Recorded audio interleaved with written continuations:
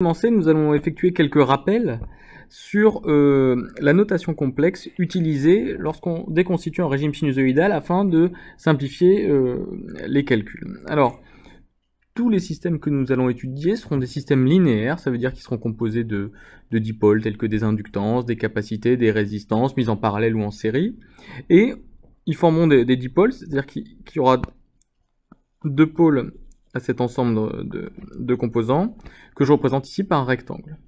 Aux bandes de ce dipôle, nous aurions une tension U, et ce dipôle D sera parcouru par un courant I. Il n'y a pas de relation générale entre U et I. Alors, ça c'est une chose qu'on sait. Alors, on a des cas particuliers. Si D égale une résistance, ici en convention récepteur, on a U égale RI. Si D égale un condensateur, toujours en convention récepteur, on a I égale CDU sur DT. Si D est une inductance, U égale LDI sur DT. Mais à partir du moment où on commence à associer ces composantes entre eux, à les mettre en série parallèle, on n'a plus d'expression générale. Ce qui rend les choses compliquées, et c'est pourquoi on passe les générales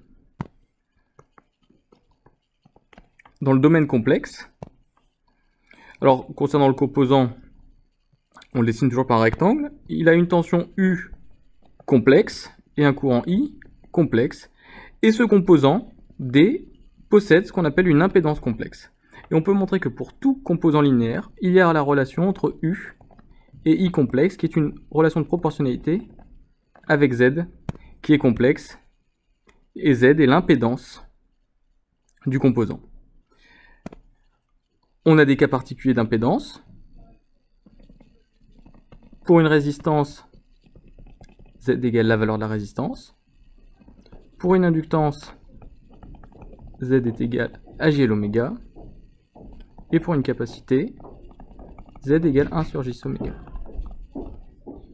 Et quand on a des composants plus compliqués, c'est-à-dire des associations de résistance, d'inductance, de capacité, eh bien on peut utiliser les formules d'équivalence des impédances en série qui s'ajoutent en parallèle. Là, ce sont les inverses des impédances qui s'ajoutent pour donner l'inverse de l'impédance équivalente. Et donc, on est capable finalement de trouver Z dans quasiment tous les cas. Mais attention, ça ce n'est vrai que lorsqu'on est en régime sinusoïdal. Hein. Les complexes s'utilisent en régime sinusoïdal. Et en régime sinusoïdal, ça veut dire que U, en temporel, est de la forme U0 cos oméga t, plus une phase, qui est propre à U, que je peux appeler phi U, et I, lui, est de la forme I0 cosinus. Alors, c'est la même fréquence, hein. On rappelle que quand on est avec des dipôles linéaires, la fréquence de tous les signaux oscillants est la même, c'est la même pulsation méga. Par contre, l'amplitude I0 et la phase phi I sont propres à chaque signal. Et on rappelle qu'on définit, alors U0 ici, c'est l'amplitude de U, ça vous en souvenez. I0, de la même manière, c'est l'amplitude de I. Et on définit la valeur efficace comme étant U efficace. Alors la définition de la valeur moyenne, de la valeur efficace, c'est la racine de la valeur moyenne de U carré. Ce qui mène à un calcul parfois compliqué dans les signaux les plus compliqués, mais pour des signaux sinusoïdaux, on peut montrer que c'est égal à U0 sur racine de 2 pour un signal U sinusoïdal et sans valeur moyenne.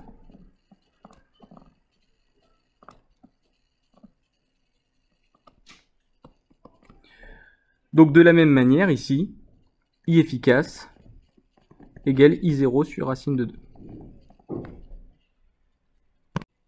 Donc les signaux que nous venons de présenter, U et I, sont des signaux réels. Comme on l'a dit précédemment, il est difficile d'avoir une relation entre eux directe. En revanche, on peut les passer en complexe. Et à ce moment-là, on aura U qui vaudra U0 exponentielle de J oméga t plus phi U, puisqu'on remplace, lorsqu'on passe en complexe, le cosinus par une exponentielle J. Ce qui peut encore s'écrire de la forme, en séparant l'exponentielle, exponentielle J phi U, exponentielle J oméga t. Et ce coefficient qui apparaît devant l'exponentielle j oméga t, on l'appelle l'amplitude complexe, qu'on note U0 avec une barre en dessous. Et donc, on peut enfin écrire le signal U complexe comme étant U0 exponentielle j oméga t. On peut faire la même chose avec I, qui devient I0 exponentielle j oméga t plus phi I, qui vaut I0 exponentielle j phi I exponentielle j oméga t.